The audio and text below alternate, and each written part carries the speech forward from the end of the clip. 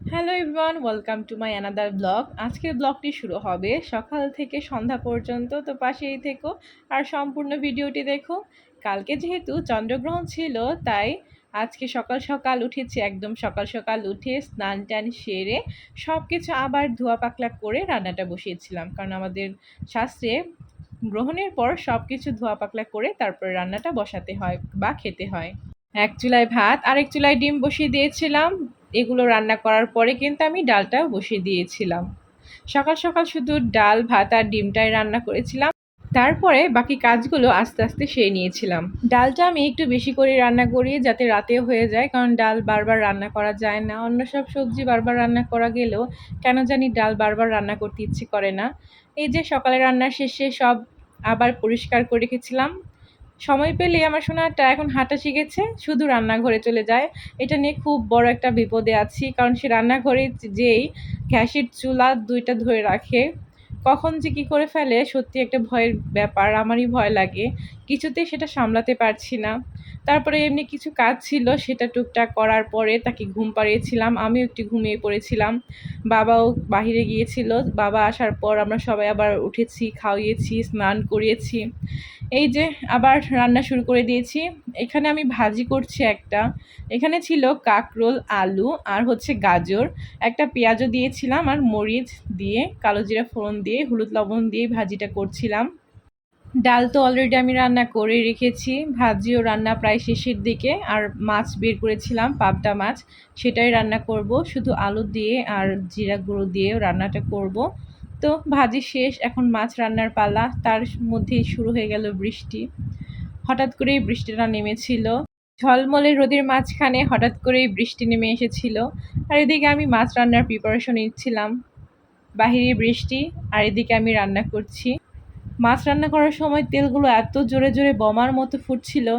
এই যে এই কেন জানি না, এটা দেখে আমার এত ভালো লাগছিল। যখনই ছোটোবেলার বৃষ্টি হতো আমরা এমনি মানে অনেকজন জড়ো হয়ে বৃষ্টিতে ভিজতাম।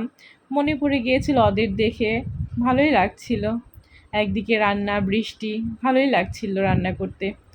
মাছগুলো ভাজার পর জিরা ফোড়ন দিয়েছিলাম, তারপরে আলুগুলো দিয়েছি। এগুলো হচ্ছে ভেজে নিচ্ছি, আমি আলুটা আগেই ভাজিনি, একসাথেই ভেজে নেব হলুদ লবণ দিয়ে। ভাজাটা হয়ে গেলে কিন্তু এর মধ্যে আমি মশলাটাও দিয়ে দিব। তোমরা চাইলে আলুটা আগেও ভেজে নিতে পারো, বাট আমি আর তা করি না। আর পেঁয়াজ যখন দেইনি তখন আমি আলুটা এর মধ্যে দিয়ে ভেজে নিয়েছিলাম। আলু ভাজাটা শেষ, মশলাটা দিয়ে কষিয়ে নেব, কয়েকটা কাঁচা লঙ্কাও দিয়ে দিলাম।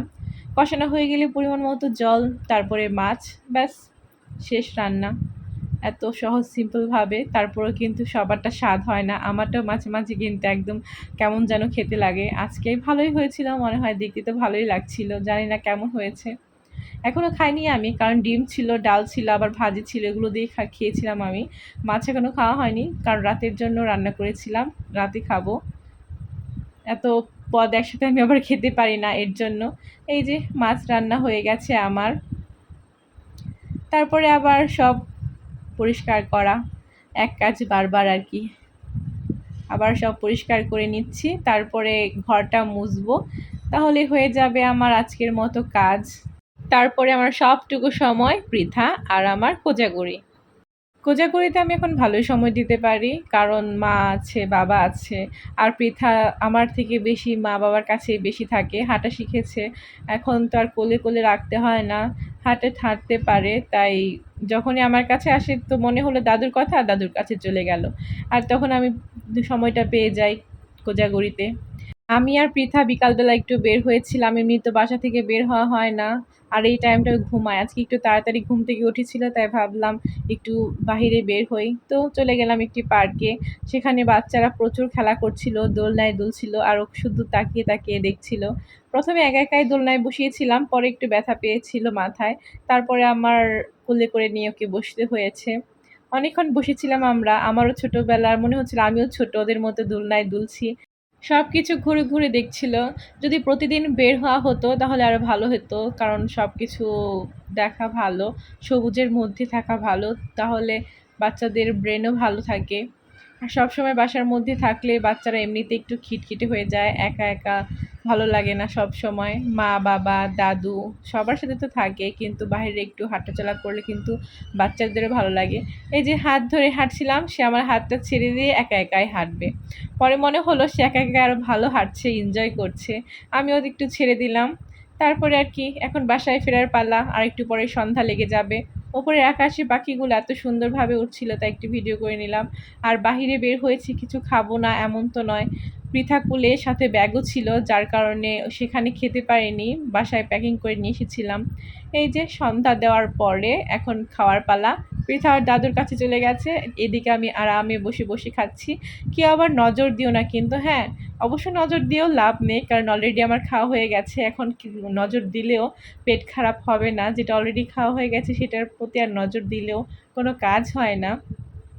যাই হোক, আমি তো এনজয় করে খাচ্ছি। এখন তোমাদের পালা, কেমন লাগলো বলো এই ভিডিওটি? যদি ভালো লেগে থাকে তাহলে অবশ্যই কিন্তু লাইক কমেন্ট করে যাবে। শেয়ার তো করতেই পারো, শেয়ার করলে আমি অবশ্যই খুশি হব, কিন্তু সবাই তো আর শেয়ার করে না। লাইক আর কমেন্টটাই তোমাদের কাছে আমি বেশি আশা করি। যদি ভালো লেগে থাকে তাহলে অবশ্যই লাইক আর কমেন্ট করে যেও। আর সবসময় কিন্তু পাশেই থেকেও। আর যদি ফুচকা খেতে ইচ্ছে করে তাহলে কিন্তু খেয়ে নিও। টাটা।